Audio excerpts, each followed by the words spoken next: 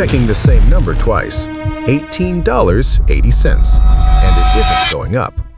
A country where you work 40 hours a week, graduate, pay every bill, and still be one car repair from total collapse. So how is this even possible? Because this system wasn't accidental, it was engineered. In 1913, the Federal Reserve was granted control over every dollar in circulation. The rules they wrote about debt, savings, what counts as wealth, still run underneath everything you earn today. $29,400 in student loans, $3,800 on a credit card, a paycheck already spent before it lands. You are 23 years old. Every grocery run is a calculation. You put the olive oil back, you buy the store brand. You split a streaming password with someone you don't even like because canceling feels like losing ground. This is what zero feels like. Not dramatic. A low, constant hum of arithmetic underneath everything you do. The Federal Reserve's own data. Median American savings, less than $8,000. One transmission, one hospital copay. Millions go straight into debt, exactly as designed. The lie. They told you income was the answer. Make more, the math gets easier. You get the raise, $5,200 a year before tax, $318 extra per month. You feel rich for one afternoon, then the car needs $840. Princeton researchers found emotional well-being stops improving at $75,000 a year because the anxiety gets quiet enough to mistake for stability. You're not building, you're sedated. Expenses expand to meet whatever space you make for them, always. You pay off the smallest card, $1,100. Zero balance, screenshot to nobody.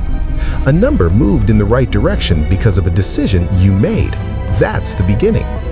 You cross $10,000, you're 26. Never had 5 figures before, not once. The number doesn't change your life, it changes your psychology. Behavioral economists call it the reference point effect. Once you've held $10,000, your brain rewires around protection instead of growth. You guard the number instead of grow it. That's the trap inside the milestone. You invest $2,000. The market dips the next day. You almost pull it out. You don't. This is the moment you decide whether fear runs your decisions or you do. The Competence Plateau. $72,000 a year, $43,000 saved, Roth IRA, 401k maxed. You run the numbers all the way out. 40 years, disciplined saving, current income. $500 a month into an S&P 500 index fund from age 30 at the historical 10.5% average gives you $1.9 million at 65. Before inflation, before taxes. After fees, closer to $1.1 million. At the 4% rule, $44,000 a year. You were sold a ceiling and told it was a ladder. The shift. Salary is a ceiling dressed up as a floor. The moment you see it clearly, you cannot unsee it. 88% of American millionaires are self-made, built a second engine while the first one was still running. You start something on weekends, $500 a month, then $1,100, then $1,900. Reinvest everything for 14 months. Same lunches, upgrade nothing.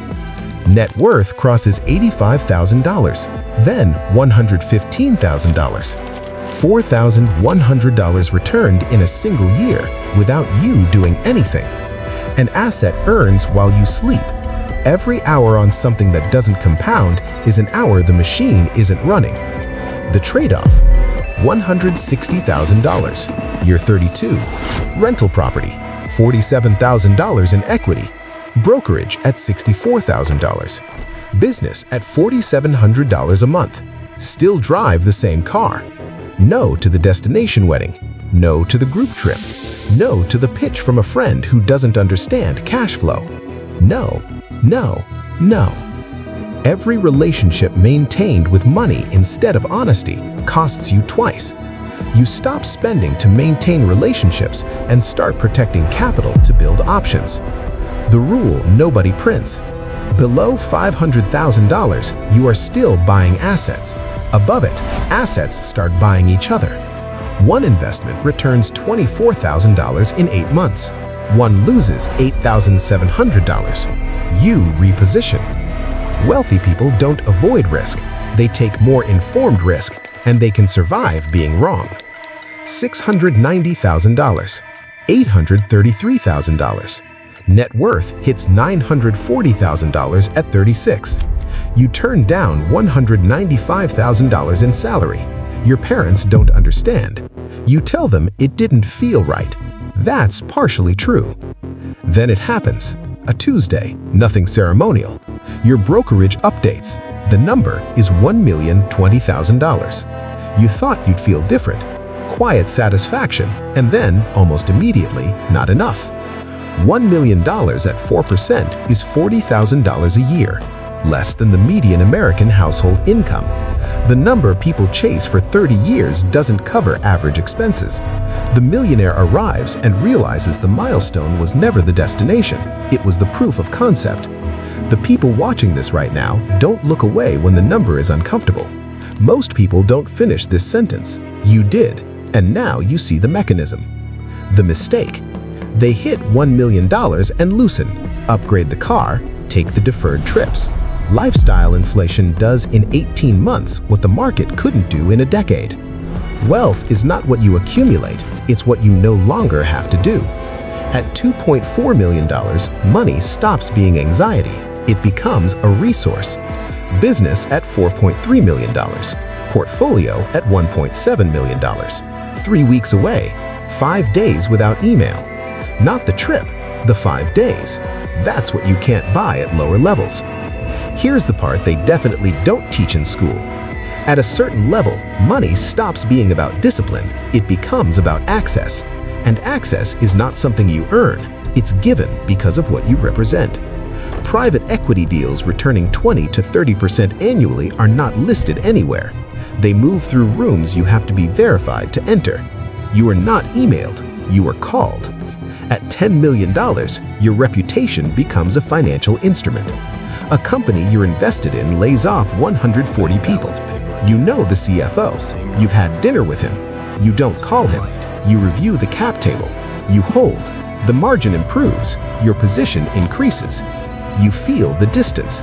The gap between your decisions and their consequences widens, quietly, and you don't resist it. At $16 million, you walk into rooms where policy is shaped before legislation is written, because your capital belongs there. Above $50 million, money stops measuring your worth. It starts measuring your reach. You are 61, net worth $91 million, known to 3 people. You think in cycles, demographic, infrastructure, credit. You position ahead of them the way a sailor reads weather 3 days out. 5 people in a room, enough capital to reshape a mid-sized economy. You speak 4 minutes, ask 2 questions. The room moves. You leave before the lunch is served. No spectacle, no volume, just a room that calibrates to your position. And somewhere in this city right now is a 24-year-old opening a banking app. His balance is $18.80. He puts the good coffee back. He gets the store brand. He thinks if he just makes more money, something will resolve. He doesn't know what has to resolve. He doesn't know what it will cost, not in dollars, in distance, in the gap between who you are at the beginning and who you have to become to reach the end. The machine doesn't ask if you're ready. It opens every morning and takes whoever shows up. And whoever shows up, consistently, patiently, without flinching, they compound. The money compounds, and so does everything else. The balance is $18.80. It always starts there. It always will. If you saw yourself in any part of that, you're already inside the system. The only question is which side of it you're building on. Weimaric, follow before they bury this one too. Comment machine if you've ever moved money to savings and moved it right back.